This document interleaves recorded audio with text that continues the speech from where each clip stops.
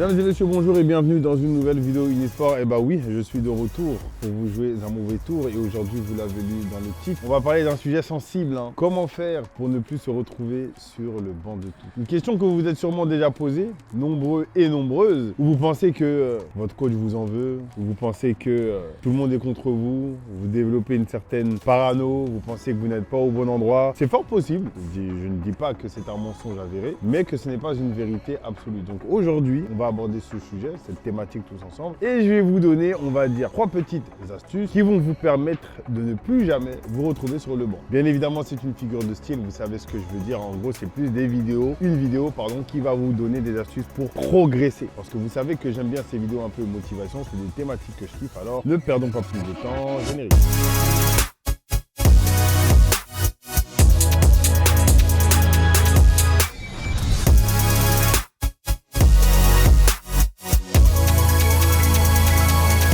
Conseil numéro 1, mesdames et messieurs, c'est un conseil que beaucoup d'entre vous appliquent, mais pas tout le temps. Il est très important, je pense, pour beaucoup d'entre vous d'avoir un coach privé. Il y en a plein, vous pouvez en trouver des pas mal sur les réseaux sociaux, etc. Mais faites quand même très attention. Mais pourquoi un coach privé? L'avantage numéro 1, forcément, c'est de faire du travail supplémentaire. Quand vous êtes dans un club de foot, vous faites du travail de groupe. Même quand le coach met en place des exercices, c'est des exercices qui ne vous sont pas forcément adaptés. Et ça, c'est ma problématique numéro 1 avec les entraînements collectifs. Les pros, ils ont tous des coachs privés, c'est normal. Mais à notre échelle, du moins à votre échelle, quand vous êtes jeune, en fait, il y a des exercices qui ne travaillent pas vos lacunes. Les exercices sont là pour être exécutés en fonction des compétences que vous êtes déjà censé avoir. Mais quand on va faire un exercice, mais que toi, tu vois que la position où tu es, tu dois enchaîner des contrôles orientés et que c'est pas là où tu es le meilleur, que tu dois enchaîner des centres, que c'est pas là où tu es le meilleur, que tu dois d'abord faire des prises d'infos et tout, mais c'est pas là où tu es le meilleur, mais tu dois juste le faire parce que tu dois le faire et on te dit fais-le à l'entraînement, tu vas progresser, oui, mais tu fais pas de la répétition. Tu fais juste de l'essai répétitif. Ça veut dire qu'en fait, t'essayes,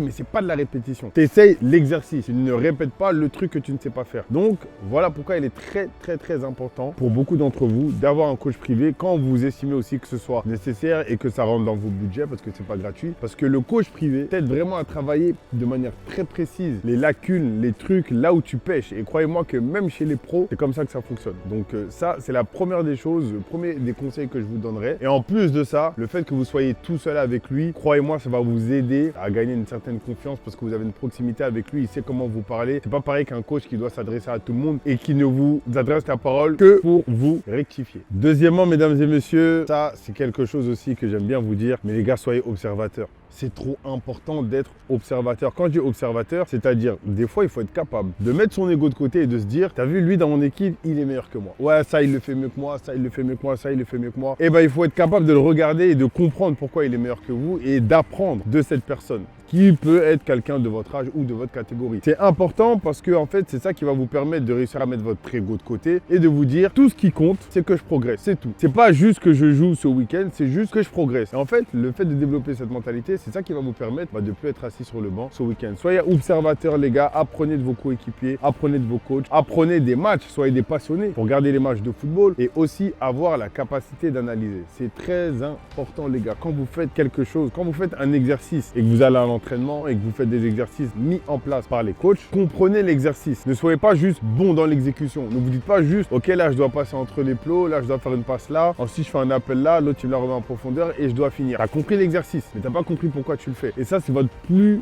gros problème. Je suis sûr que vous qui regardez cette vidéo, même 95% d'entre vous, je dirais, si je vous demande quel est le dernier exercice que vous avez fait à l'entraînement, à quoi sert-il? Vous n'allez pas être capable de répondre. Du moins, très peu d'entre vous vont être capables de répondre. Donc, croyez-moi, si vous vous dites juste chaque fois que je vais à l'entraînement, au-delà de juste être capable de faire l'exercice, je comprends son utilité, vous allez progresser. Mais réellement progresser. Élever son QI football, les gars, c'est aussi important que juste d'élever ses compétences footballistiques. Croyez-moi, on connaît tous des cracks qui n'ont pas percé. Vous n'êtes pas les premiers, vous ne serez pas les derniers. Troisièmement, mesdames et messieurs, dernier conseil très important si vous voulez vraiment progresser et ne plus jamais vous asseoir sur ce banc, prenez soin de votre santé. Mais quand je dis santé, vous savez, il y a une définition de la santé que très peu d'entre vous connaissent, mais moi j'ai fait STAPS, donc je vais vous la donner. C'est une définition qui a été donnée par le bas, d'ailleurs. Qu'est-ce que la santé? La santé, c'est un mélange de 3 conditions. C'est la santé physique, c'est la santé sociale, mais aussi la santé mentale. Là, si ces 3 catégories de santé différentes sont respectées, vous pouvez pouvez considérer que vous êtes en bonne santé. Si tu vas bien physiquement, mais que mentalement, socialement, dans tes relations avec tes amis, tes coachs, tes parents, ça va pas bien, on considère que tu n'es pas en bonne santé, selon cette définition. Donc, faites en sorte d'en prendre soin. Que ce soit vos relations avec vos amis, traîner avec les bonnes personnes, des personnes qui vont vous tirer vers le haut, c'est très important parce que ça va vous mettre dans un bien-être quotidien, qui va vous permettre d'avoir aussi une bonne santé mentale et qui va vous permettre quelque part d'être meilleur sur le terrain. C'est comme un gamin qui a tout le temps des mauvaises notes. Des fois, on se dit que c'est que peut-être il a des problèmes à la maison. Et au football, des fois, c'est pareil. Un gamin, quand il est mauvais, des fois, c'est pas parce qu'il est mauvais. Des fois, c'est parce qu'il a des problèmes à l'école, avec ses potes, à la maison, etc., etc. Donc, prenez-en soin. C'est très important. Ça, c'est le premier aspect que je voulais aborder. Et deuxièmement, bien évidemment, la santé physique. Les gars, dormez bien, mangez bien, entraînez-vous bien, reposez-vous bien. Tout ceci fait partie de l'entraînement et vous aimez trop le négliger. Actuellement, comme vous le voyez, je suis sur un terrain de foot parce que j'effectue des stages pendant les vacances. D'ailleurs, les prochains stages, c'est en avril. Si vous voulez vous inscrire, envoyez-moi un DM sur Instagram, IamTrafi.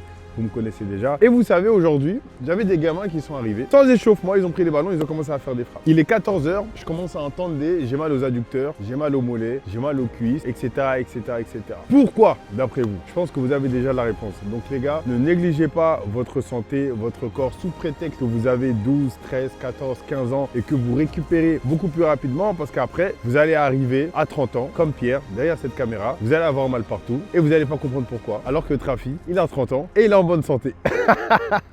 En tout cas, j'espère que cette vidéo vous a plu, mesdames et messieurs. Voilà, c'était 3 petits conseils rapides. On se retrouve très bientôt. Là, on va repartir dans des tutos un peu plus skills, un peu plus gestes techniques, un peu plus exécutifs. Je vais avoir pas mal d'invités. Les beaux jours vont revenir et on va bien s'amuser. Donc, j'espère que ça vous a plu. Prenez soin de vous, abonnez-vous, lâchez un commentaire et un petit like. Et je vous dis à la semaine prochaine. Ciao, ciao.